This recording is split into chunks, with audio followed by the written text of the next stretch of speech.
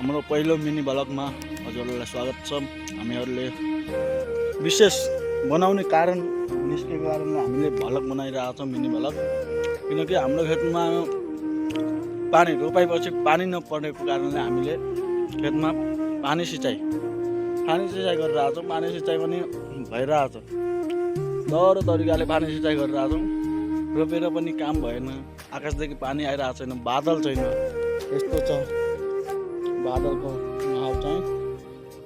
हामी चाहिँ खेतमा अनि यता हाम्रो दिजा बस्नु भएको छ पानी सिँचाउन।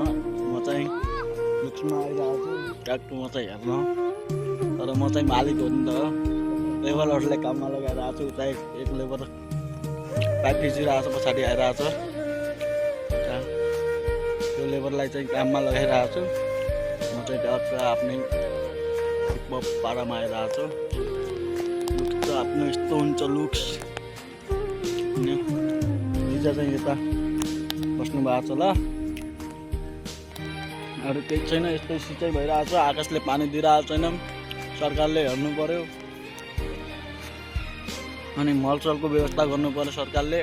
मलसल पनि मिलिरहेको छैन भन्ने सुनिरहेको थियो। किसानहरूलाई दुःख परिरहेको छ नि त धेरै, मल नभएर। त्यही भएर हामीलाई मल चाहिँ चाहियो गाइज। लुक्स एन्ड साइट यो चाहिँ हाम्रो गाउँ, भ्याक्सिन चाहिँ हाम्रो गाउँ। यस्तो दह्रो पारामा छ नि त, आजभोलि हरियो छ, हरियाली।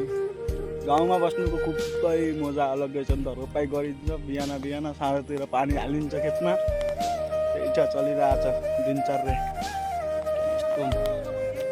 यस्तो छ।